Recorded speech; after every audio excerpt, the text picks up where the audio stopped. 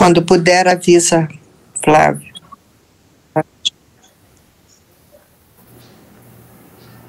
Pai de infinita misericórdia, nós te agradecemos mais essa noite em tua presença para estudar a obra O Nosso Lar.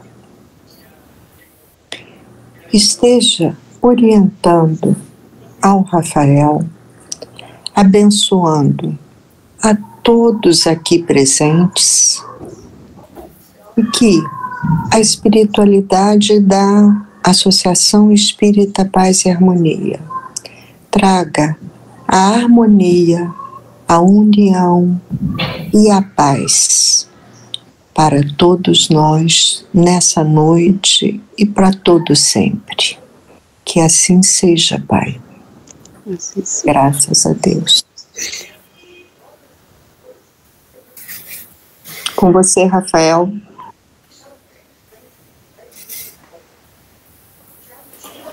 Boa noite a todos. É uma alegria muito grande a gente poder estar aqui hoje de novo, todos nós juntos aí. Boa noite, senhor Luísio. Boa noite, Fernando. Boa noite, Bebel, pessoal que eu estou vendo aqui. E a gente vai dar continuação no capítulo de Nosso Lar. Hoje a gente vai falar sobre a visão de Francisco. A gente percebeu o seguinte: o André Luiz, em Nosso Lar, ele inicia sua jornada evolutiva enquanto homem de bem. Veja, o que é a nossa jornada evolutiva enquanto homem de bem? A gente evolui na Terra em vários níveis. A gente evolui perante a família, a gente evolui perante a sociedade, a gente evolui perante nós mesmos. A evolução como homem de bem é uma evolução mais completa que a gente pode atingir. E o André Luiz começa a trabalhar essa evolução como homem de bem, aprendendo em Nosso Lar o valor do serviço, mas, acima de tudo, aprendendo muito com o exemplo que arrasta. E a obra Nosso Lar vai trazer para a gente, de outro lado, porque são dois ensinamentos que a obra traz. Um ensinamento é essa visão do espírito André Luiz, esse crescimento dele enquanto homem de bem, o melhoramento espiritual dele como pessoa. Paralelo a isso, a obra traz a narrativa da vida no mundo espiritual, que, de certa forma, é o objeto central da obra, mas que eu procuro sempre dar um enfoque nessa parte da evolução moral do espírito André Luiz, dentro da comunidade Nosso Lar, da colônia espiritual Nosso Lar. Mas a gente vai ver hoje o quê?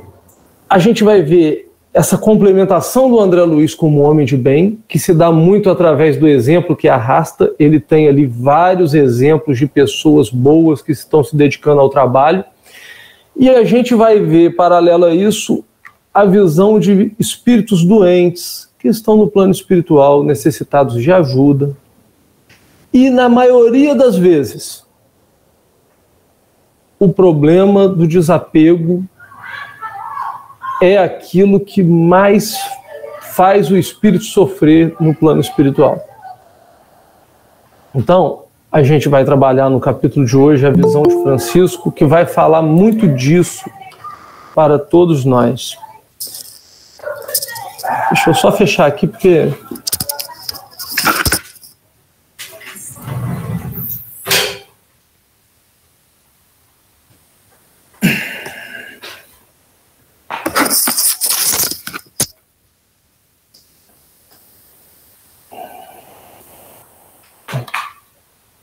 Vamos lá, vamos projetar.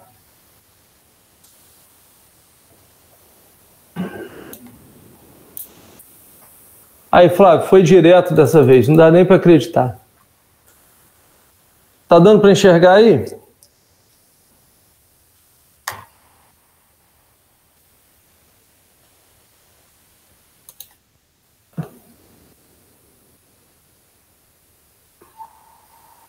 Foi?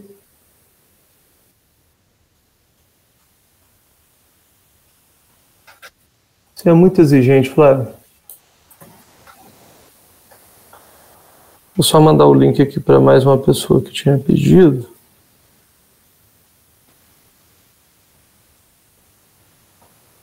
Vamos lá.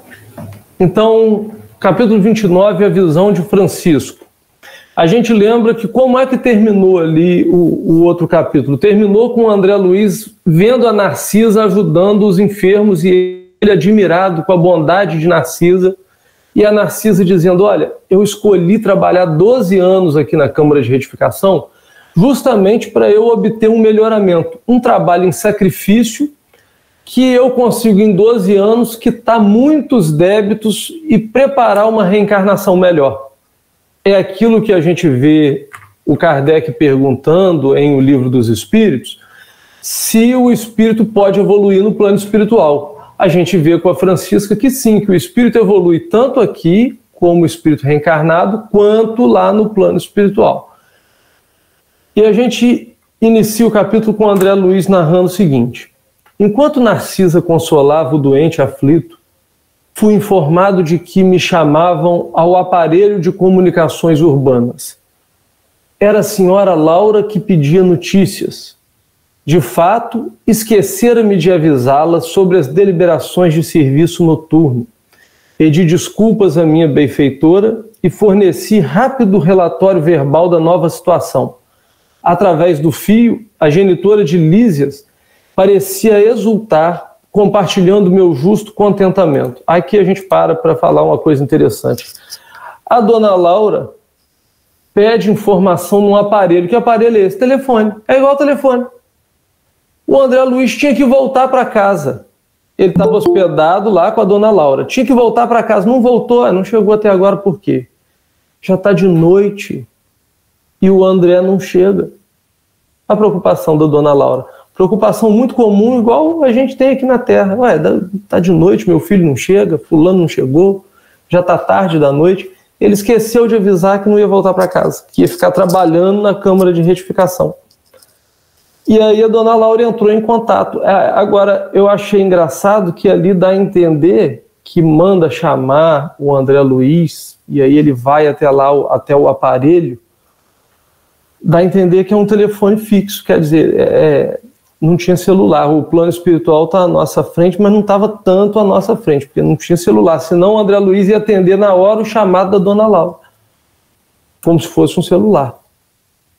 Ou então o livro também não pode agredir mais do que já agredia o excesso de tecnologia que tinha aí para passar para a gente.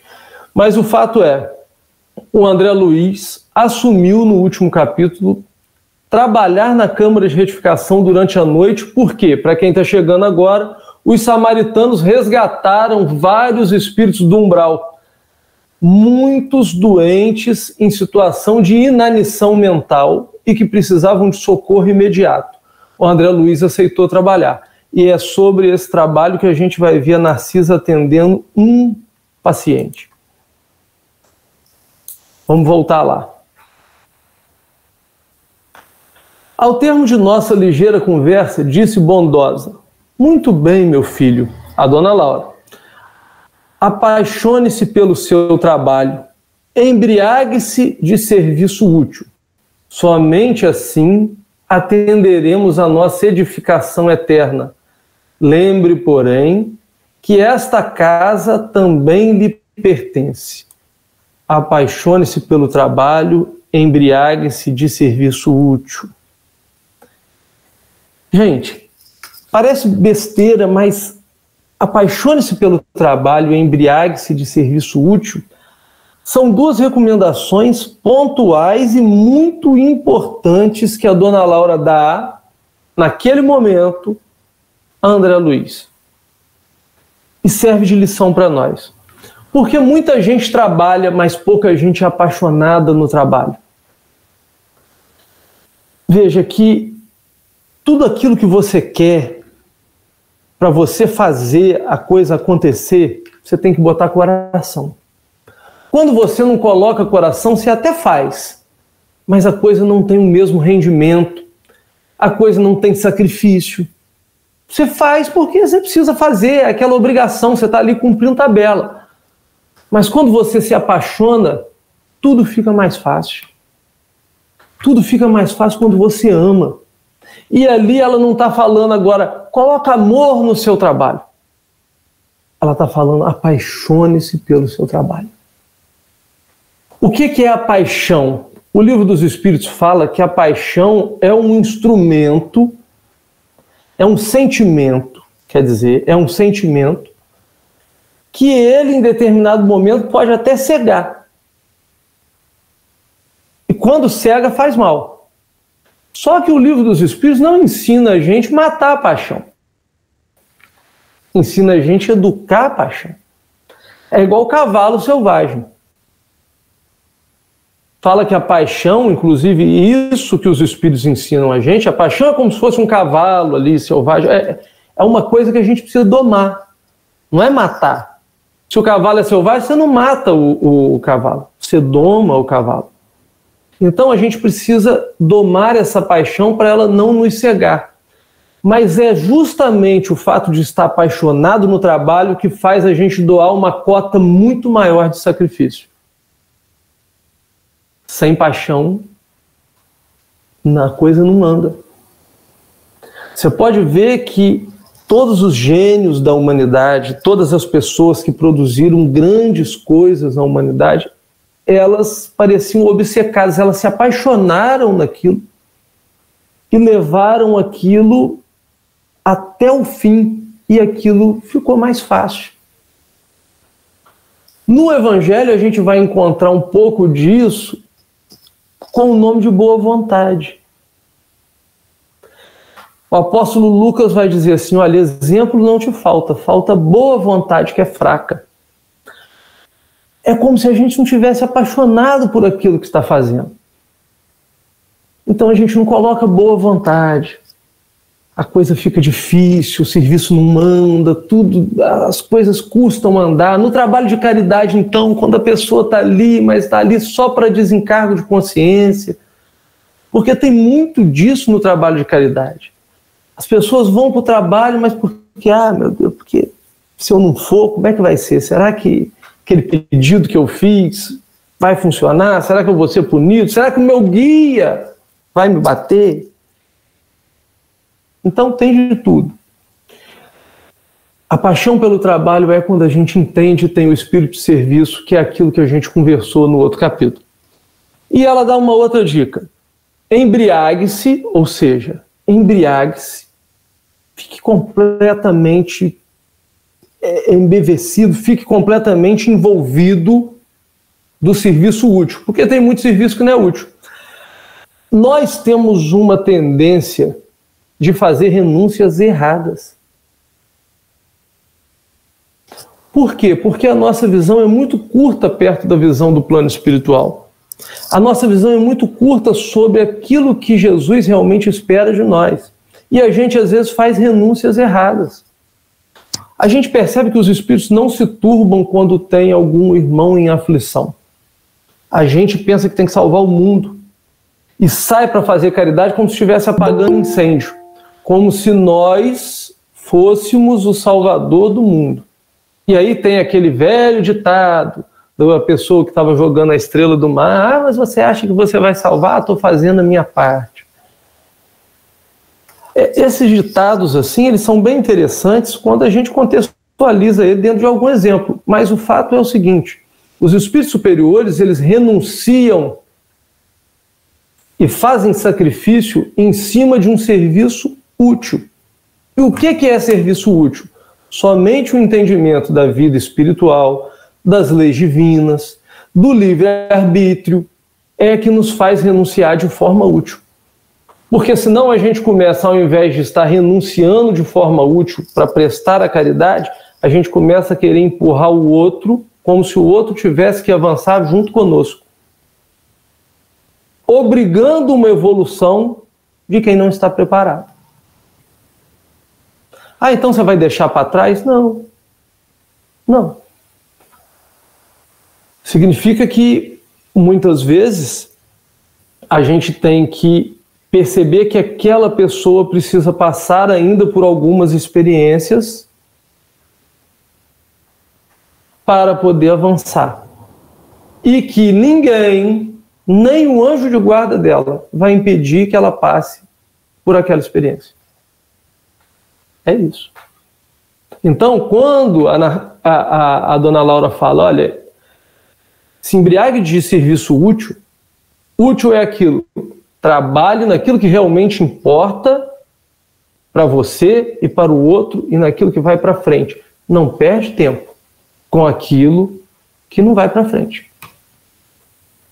Não está falando aqui que a gente tem que desistir das pessoas. Não é isso que eu estou dizendo.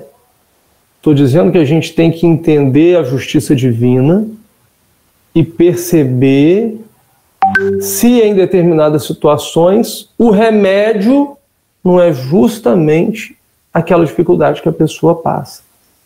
E aí o Evangelho diz assim, mas se a pessoa está sofrendo, você tem que deixar ela sofrer? Não. Muitas vezes, diz o Evangelho, Deus está usando você para ser instrumento.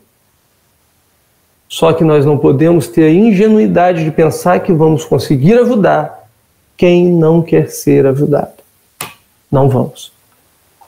E aí a gente começa a fazer serviço que não é útil, porque você começa a mexer no livre-arbítrio de quem não quer ajuda. Então, embriague-se de serviço útil. Você está na Câmara de Retificação, tem muita coisa boa para fazer aí. Tem muita gente boa para te direcionar. E aí você vai estar dando uma utilidade certa ao seu serviço. Então a gente vai seguir aí.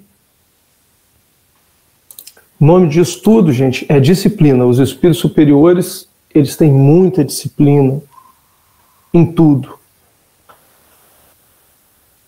Somente assim atenderemos a nossa edificação, ou seja, a nossa transformação passa pelo trabalho. Não tem como ninguém se transformar sem praticar o trabalho no bem. Aquelas palavras encheram-me de nobres estímulos.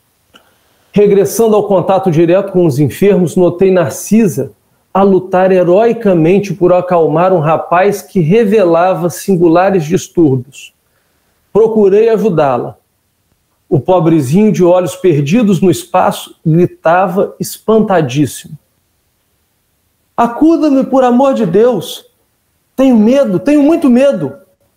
E o olhar esgazeado dos que experimentavam profundas sensações de pavor, e ele acentuava. Irmã Narcisa, lá vem ele, o monstro! Sinto os vermes novamente. Ele, livre-me dele, irmã, não quero. E aí a Narcisa calmamente diz, Francisco, tenha calma. Você vai libertar-se, vai ganhar muita serenidade e alegria, mas depende do seu esforço. Faça de conta, meu irmão, que a sua mente é uma esponja embebida em vinagre. É necessário expelir a substância azeda, ajudá-lo-ei a fazê-lo, mas o trabalho mais intenso cabe a você mesmo. E o André Luiz arremata, o doente mostrava boa vontade. Acalmava-se enquanto ouvia os conceitos carinhosos, mas voltava à mesma palidez de antes, prorrompendo em novas exclamações. Mas, irmã, repare bem, ele não me deixa. Já voltou a atormentar-me, olha.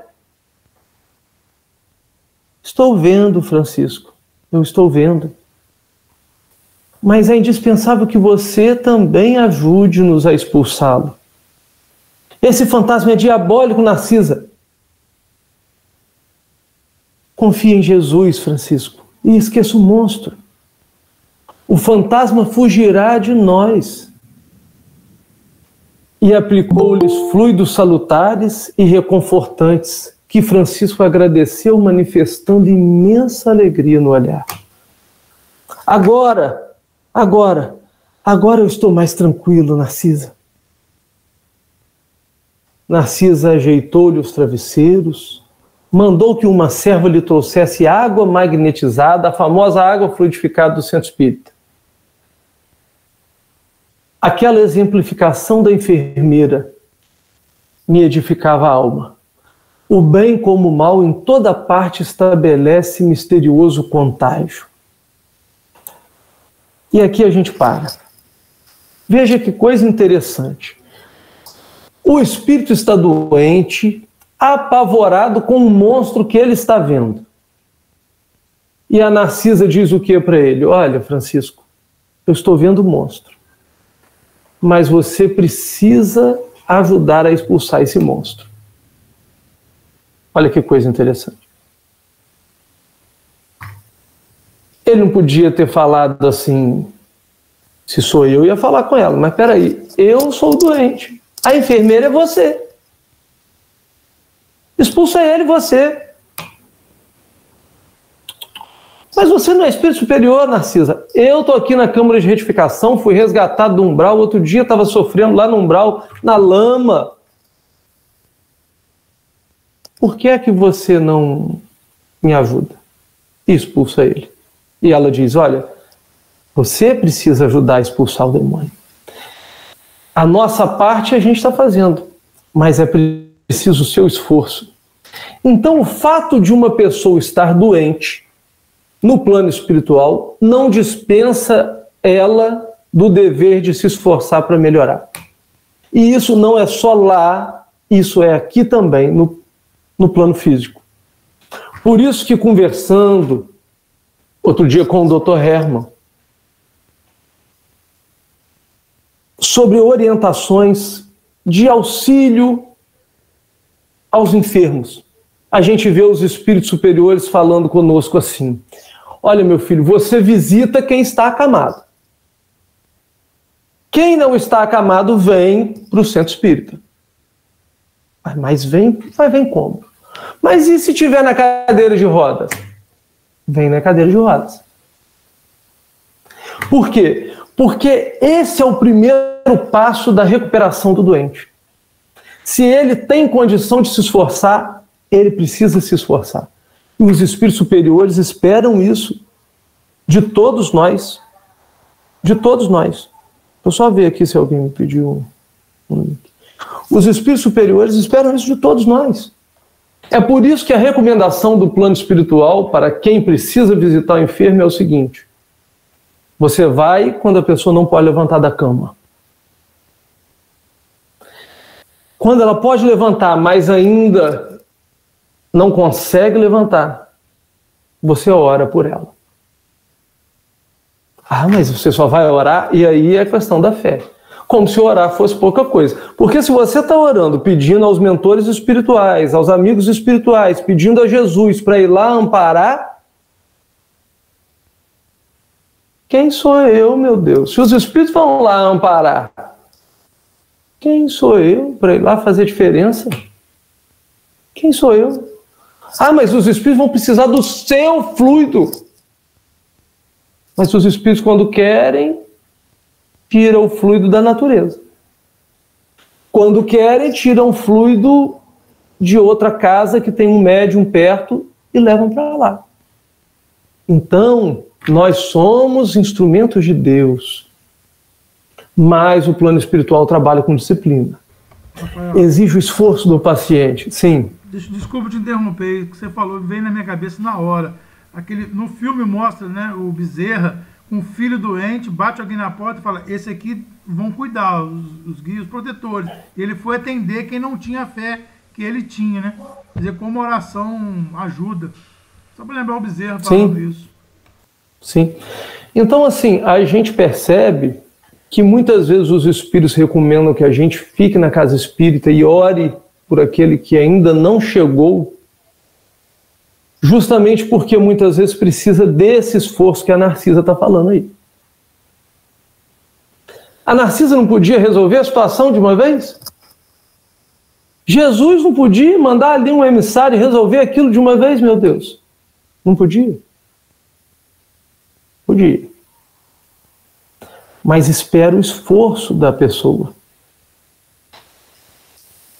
Pode haver uma intercessão? A gente vai ver no capítulo. Pode sim. Pode sim. Mas o esforço de quem está doente é indispensável também. Porque aí vem a diferença de cura para recuperação. Muitas vezes a intercessão dá aquela recuperação para você poder andar, para você poder fazer a sua parte. E muitas vezes quando nós oramos e pedimos por alguém, a pessoa vai ter justamente essa recuperação para ela conseguir fazer a parte dela. Os mentores espirituais fazem isso. E aí depende de nós, do doente, ser de nós fazermos a nossa parte também. Então eu vou dar prosseguimento e a gente vai percebendo o seguinte: tem um monstro assustando o Francisco. Que monstro é esse? É isso que a gente vai ver.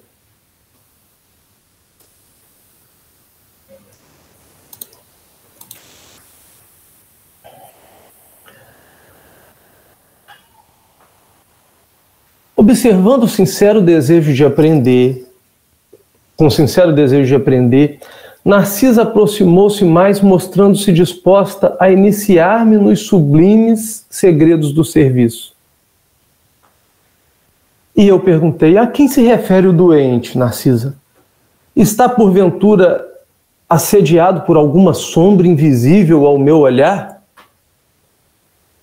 E a velha servidora da Câmara sorriu carinhosamente e disse: André, trata-se do seu próprio cadáver. É o cadáver do Francisco que está assombrando ele. E aí o André Luiz fala: mas como assim? Narcisa diz a ele: o pobrezinho André era excessivamente apegado ao corpo físico e veio para a esfera espiritual após um desastre oriundo de pura imprudência. Esteve durante muitos dias ao lado dos despojos dele próprio, em pleno sepulcro, sem se conformar com a situação adversa, com a morte. Queria firmemente levantar o corpo hirto, tal o império da ilusão em que vivera, e nesse triste esforço gastou muito tempo. Amedrontava-se com a ideia de enfrentar o desconhecido, a morte, o plano espiritual, e não conseguia acumular nem mesmo alguns átomos de desapego às sensações físicas. Não valeram socorros das esferas mais altas, André, porque fechava ele a zona mental a todo o pensamento relativo à vida eterna. Por fim, os vermes fizeram-lhe experimentar tamanho padecimento que o pobre se afastou do túmulo tomado de horror. Começou então a peregrinar na zona umbralina. No entanto, os que lhe foram pais na terra possuem aqui grandes créditos espirituais e rogaram sua internação na colônia Nosso Lar. Trouxeram-no os samaritanos quase que à força.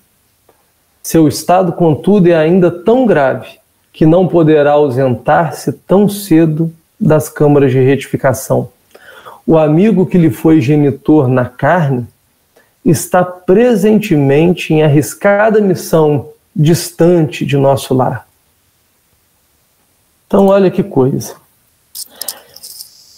O que o Francisco está vendo? Ele próprio. O próprio cadáver dele.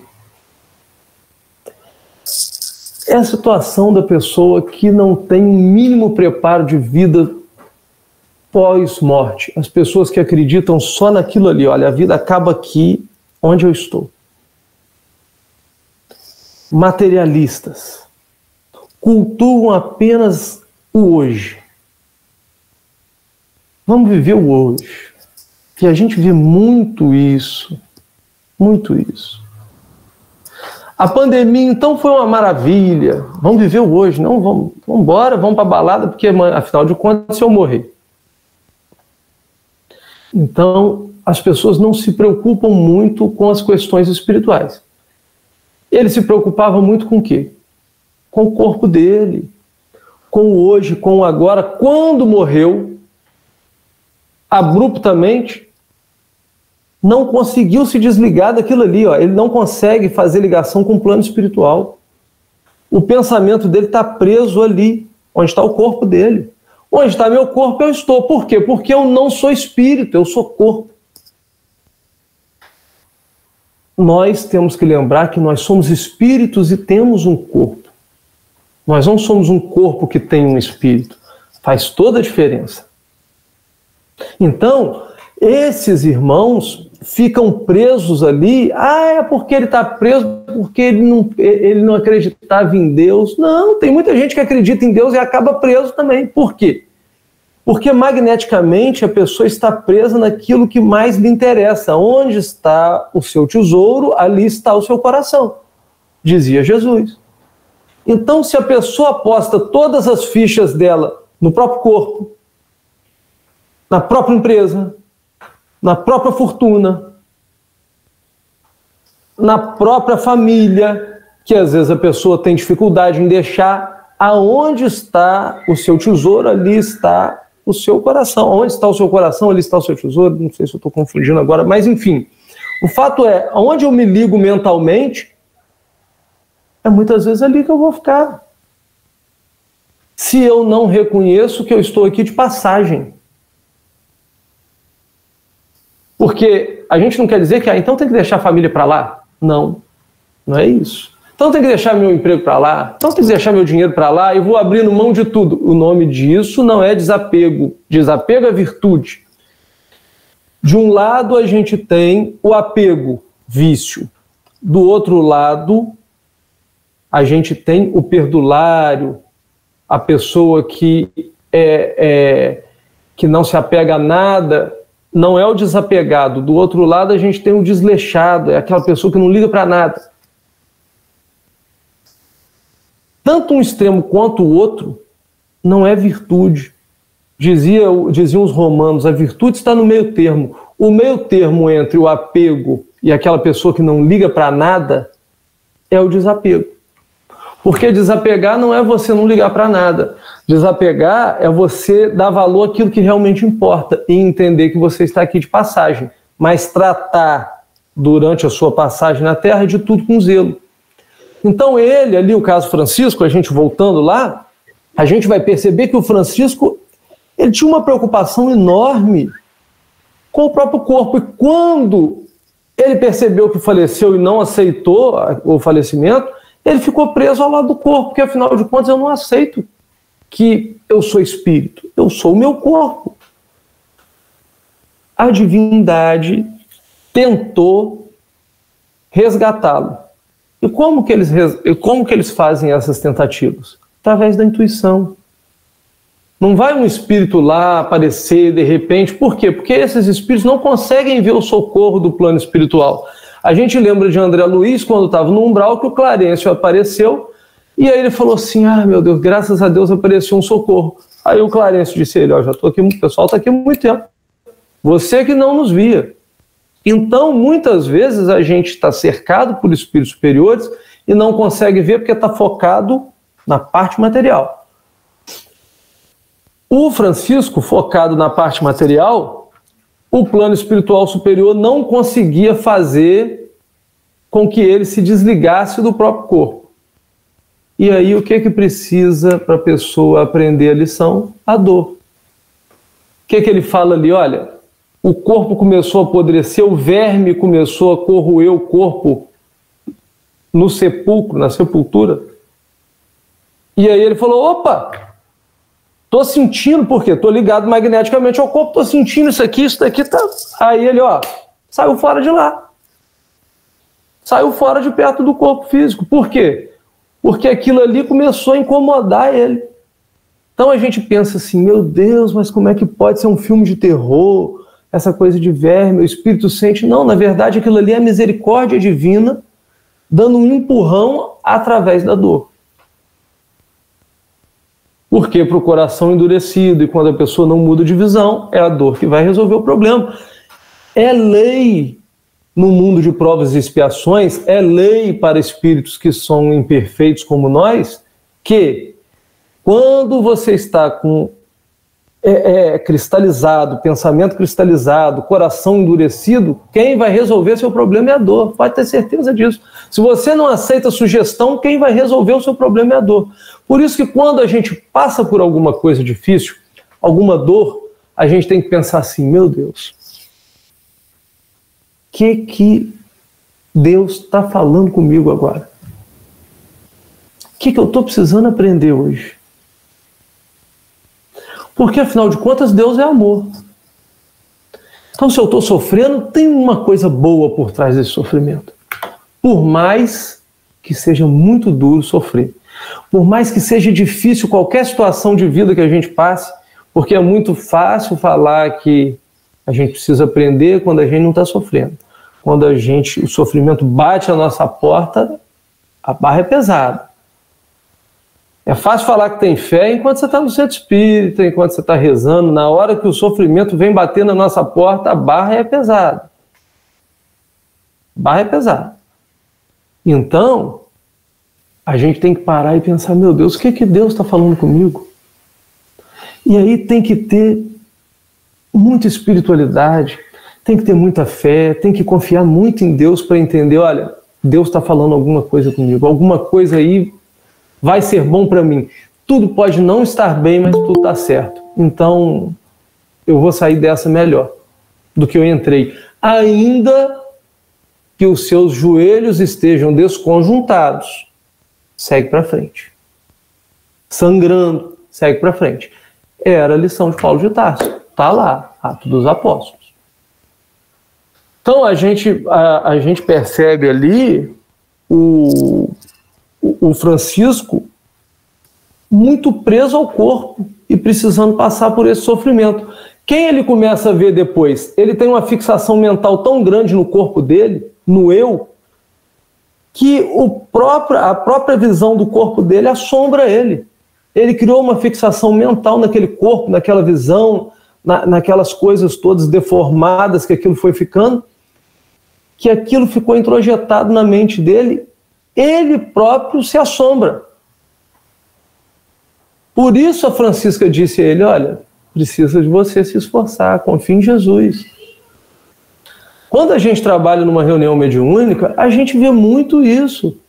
O espírito começa a falar que está sendo perseguido, que está sendo isso, que está sendo aquilo. Muitas vezes, quando a gente vai perceber, e aí é preciso o apoio da espiritualidade, do mentor espiritual, falando qual é a situação daquele espírito, porque nem sempre o dialogador, ouvindo isso daí, vai entender que ele não está vendo uma coisa, que aquilo ali é o próprio cadáver dele. Quem vai trazer essa informação é o plano espiritual. Mas a gente vê muito isso na reunião mediúnica.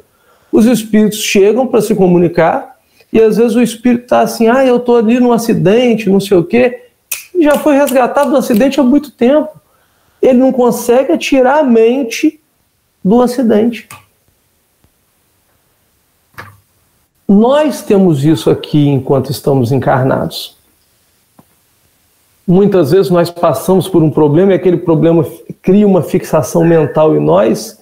Por quê? Porque a gente não consegue passar pela experiência difícil com a visão espiritual. Então aquilo fica assombrando a gente durante muito tempo. Tem vezes que até a gente vai para o plano espiritual, continua com aquela experiência de encarnado assombrando a gente, e é preciso uma terapêutica enorme do plano espiritual para poder resgatar a nossa consciência. Por isso que muitas vezes os espíritos, quando voltam ao plano espiritual, não podem se lembrar de todo o passado reencarnatório deles, porque eles não conseguem administrar. Começam a ter essas visões recorrentes de coisa que fizeram lá atrás. Não conseguem administrar a culpa, não conseguem administrar, não tem pensamento,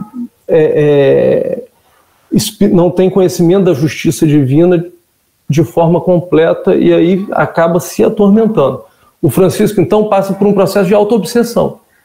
O pesadelo que ele tem é ele próprio que cria. Ele vê o próprio cadáver. A gente vai seguir para mostrar como é que fica essa situação.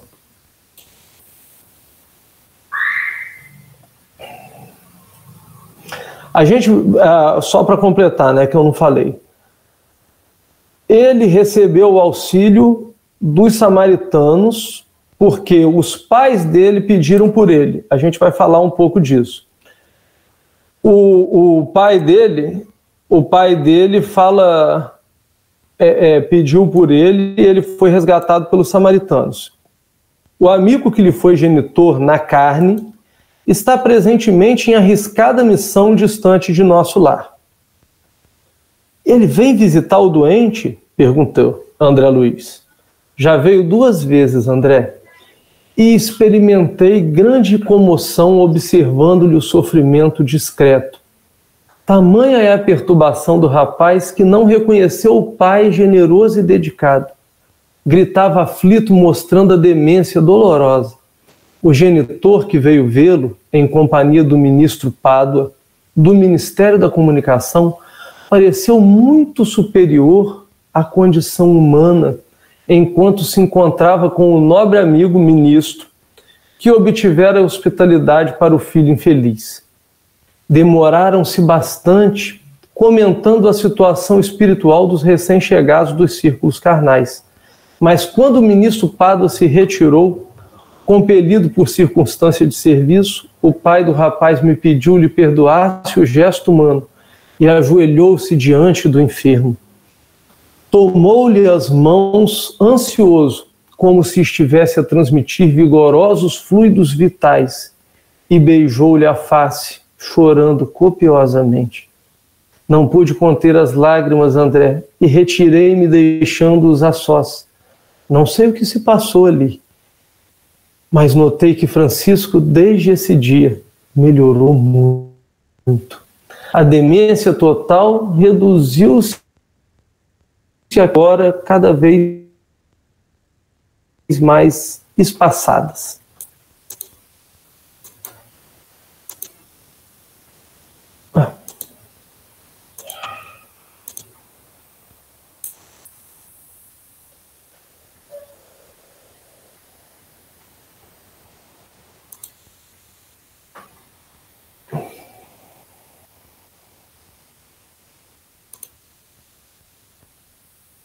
Travou, Eu não estou conseguindo. Vocês estão me ouvindo?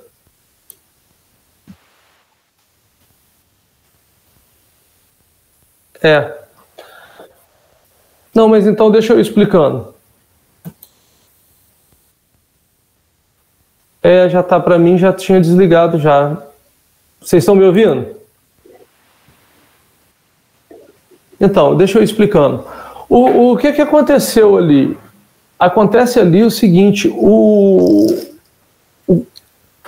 os pais dele pediram que ele fosse resgatado. Ele não tinha condição de resgate, ele não tinha condição mais de ser ajudado. Então veio uma intercessão pedindo que ele fosse resgatado e pediram ao ministro da Comunicação, Pádua. A gente vê ali que quem é o pai dele? Um espírito que está sempre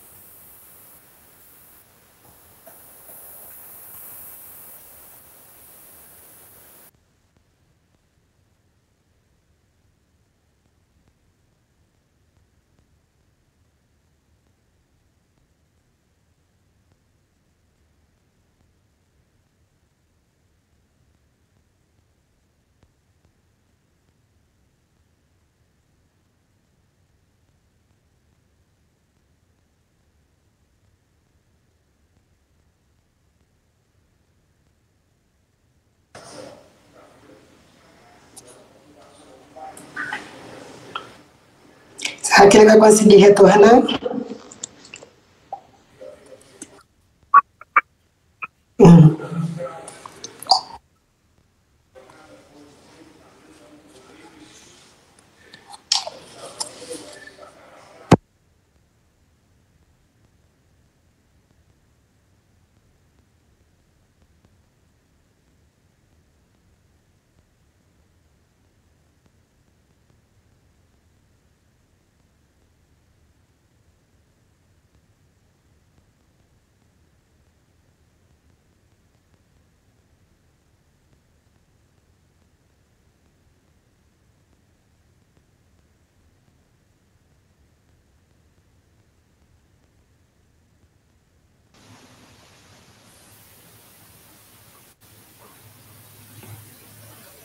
Voltei?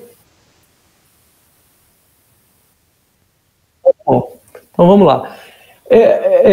Então eu estava dizendo o seguinte, olha só, o espírito, os pais do Francisco, eles tinham uma capacidade de intercessão muito grande mesmo.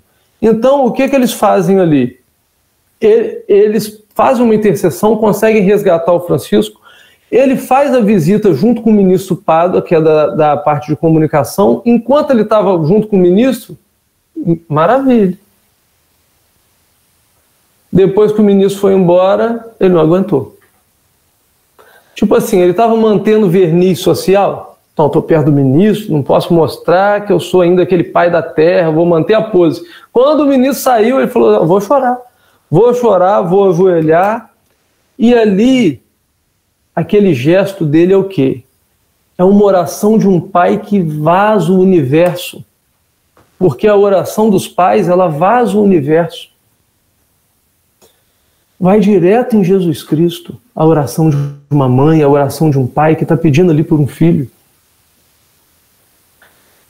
Então, aquele pedido dele potencializa e dá um acréscimo de misericórdia para o Francisco, que começa a alternar a crise. Então, veja, a gente está falando aqui da importância de ter fé, de ter conhecimento, mas é aquilo que eu estava dizendo, quando o sofrimento bate à nossa porta, é difícil. E por que a Narcisa não falou com ele? Não, você não pode ajoelhar, não. Porque ali era o momento dele externar o sofrimento dele, a forma como ele queria orar. Ele queria orar ajoelhado, ele queria sentir o filho ajoelhado. Quem somos nós para dizer ao outro como é que ele tem que externar a fé dele? Mas o Espiritismo não acredita nisso. Mas o Espiritismo não acredita em crucifixo. Mas o Espiritismo não acredita em imagem. Tá tudo bem. Eu penso assim porque eu sou espírita. Mas e o outro? Aquele espírito que estava lá era espírita? Porque uma coisa é você desencarnar e estar vivendo no plano espiritual. Todo mundo que estiver vivendo no plano espiritual vai viver a mesma lei. Agora, como que você depois ali na hora vai se manifestar? Aí é de acordo com o seu sentimento. Então nós vamos desencarnar, vamos para o plano espiritual, e aí no plano espiritual todo mundo virou espírita. Não, todo mundo vai entrar na mesma lei, porque a lei é uma só para todo mundo. Mas cada pessoa vai começar a externar, a professar a sua fé de uma forma, e a Narcisa não está ali para julgar ninguém. Nós vamos encerrar. Então, a gente percebe o seguinte, que no momento de dor aguda, de sofrimento, nós temos que respeitar a manifestação de fé de cada um. Se um bate tambor, se o outro acende vela, se o outro vai pular 7 ondas, o problema é de cada um. O problema é de cada um. O fato é, Deus é por todos nós. O que importa é a quem nós estamos nos ligando. Estamos nos ligando a Deus? Então está tudo bem. Eu quero fazer a prece final, aproveitando esses instantes finais, pedindo a Jesus, abençoe a cada um de nós que estamos aqui em mais uma noite de estudos, para aprender um pouco mais sobre a vida no plano espiritual, mas acima de tudo para aprender um pouco mais da importância do trabalho, da prática da caridade, da fé em nossas vidas. Que nós possamos, Jesus, ter a coragem de amar o próximo, nos apaixonarmos pelo trabalho e mantermos a sintonia com o plano espiritual superior, a fim de que possamos alcançar méritos para, quem sabe, um dia poder fazer a intercessão, poder pedir auxílio e sermos atendidos em benefício de tantos corações que são ligados a nós e que estão sofrendo. Cuida de nós, Jesus. Cuida daqueles que sofrem nos hospitais, vítimas de pandemia, cuida daqueles que perderam seus entes queridos e daqueles que foram para o plano espiritual, hoje e em outras datas. Que assim seja.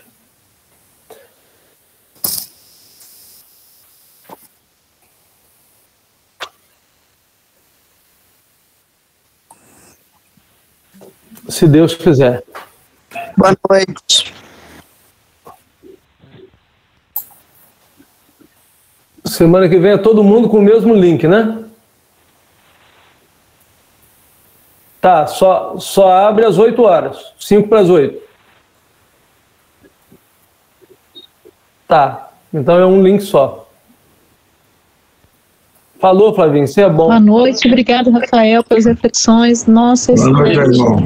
Muito bom.